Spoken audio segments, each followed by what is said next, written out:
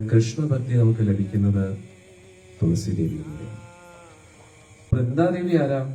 ഗോലോക വൃന്ദാവനത്തിലെ event management. ഭഗവാൻ കൃഷ്ണനും ശ്രീമതി രാധികയും എവിടെയാണ് കണ്ടുമുട്ടേണ്ടത്, എവിടെ ആരെന്ത് പാടണം, ആരെന്ത് ഡാൻസ് ചെയ്യണം, ഏത് നൃത്തം ചെയ്യണം, അങ്ങനെ എല്ലാ ഇവന്റ്സും കോർഡിനേറ്റ് ചെയ്യുന്ന ഒരാളാണ് ആര്?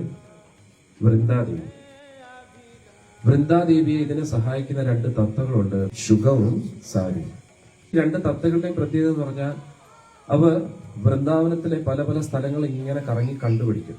പല പല സ്ഥലങ്ങൾ കണ്ടുപിടിച്ചിട്ട് വന്നിട്ട് വൃന്ദാദേവിയോട് പറയും, ഇന്നത്തെ ദിവസം ഈ സ്ഥലമാണ് ഏറ്റവും ഉത്തമം, ശ്രീകൃഷ്ണ ഭഗവാനും രാധാറാണിക്കും ഒത്തുകൂടാൻ ഏറ്റവും പറ്റിയ സ്ഥലമാണെന്ന് പറയും. അന്നേരം ശുഗം ഒരു സ്ഥലം പറയും, സാരി ഒരു സ്ഥലം പറയും. ഇത് രണ്ടും പറഞ്ഞതിന് ശേഷം വൃന്ദാദേവിയാണ് തീരുമാനിക്കുന്ന ഏത് സ്ഥലമാണ് ഫൈനൽ. ഇതൊന്ന് ആലോചിച്ച് നോക്കണം. വൃന്ദാദേവിയുടെ ആ ഒരു പൊസിഷൻ നോക്കണേ. നമ്മളും ഭാഗ്യം വശാൽ വൃന്ദാവനത്തിലേക്ക് കയറാൻ യോഗ്യരായി കഴിഞ്ഞാൽ ആരിലൂടെ ആയിരിക്കും നമ്മുടെ റിക്രൂട്ട്മെന്റ് നടക്കുന്നത്? നമ്മൾ ഈ വെളിനാട്ടിലൊക്കെ പോകുമ്പോൾ ഇമിഗ്രേഷൻ ഡിപ്പാർട്ട്മെന്റ് ഒക്കെ ആണല്ലോ ചെക്കിംഗ് ഒക്കെ, പോലീസുകാരുടെ. അതേപോലെ ആ ചെക്ക് ചെയ്യുന്ന ആളാണ് ആര്? വൃന്ദാദേവി. വളരെ കെയർഫുൾ ആയിട്ട് ഇരിക്കുക. ഒരു തുളസിയില പോലും തറയിൽ കളയുന്നു, അതിനെല്ലാം മാർക്ക് പറയും. മനസ്സിലായില്ലേ?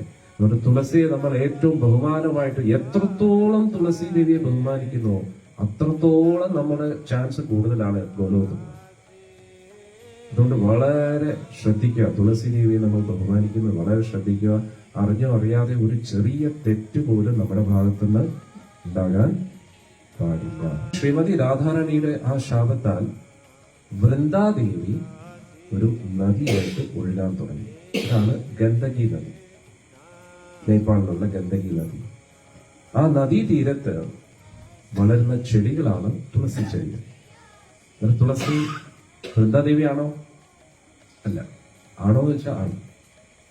അങ്ങനെ പൊതുവെ നദിയുടെ തീരത്ത് ഉള്ള ചെടികളും വൃക്ഷങ്ങളും ആ നദിയുടെ രോമമാണെന്നാണ് പറയുന്നത്, മുടിയാണെന്ന് പറയുന്നത്. അതുകൊണ്ട് വൃന്ദാദേവിയുടെ മുടിയാണ് തുളസി ചെടികൾ. അന്നേരം ഒരുപാട് പുണ്യം ചെയ്ത ആത്മാക്കളാണ് തുളസി ദേവിയായിട്ട്, തുളസി ചെടികളായിട്ട് വളരുന്നത്. മഹാഭാഗ്യമാണ്. അവർക്ക് ഇനി അടുത്തൊരു ജന്മമില്ല, നേരെ വൈകുണ്ഠത്തിലേക്കാണ്. വൃന്ദാദേവി ഗന്ദകി നദിയായിട്ട് ഒഴുകുന്നു.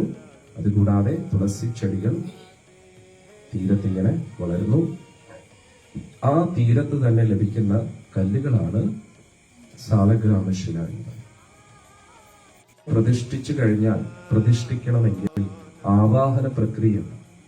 ഭഗവാൻ ആവാഹനം എന്ന് പറഞ്ഞു കഴിഞ്ഞാൽ ഭഗവാനെ ആ വിഗ്രഹത്തിനകത്ത് ക്ഷണിക്കണം, എങ്കിൽ മാത്രമേ ഭഗവാൻ വരൂ.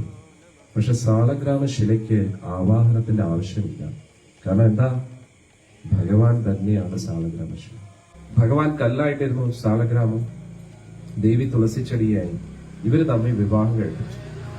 ഇങ്ങനെ ആ വിവാഹം കഴിഞ്ഞ ദിവസമാണ് ഇന്നത്തെ ദിവസം. ദേവന്മാർ സ്വയം സാലഗ്രാമത്തിന്റെയും തുളസി ദേവിയുടെയും വിവാഹം കഴിപ്പിച്ച ദിവസം.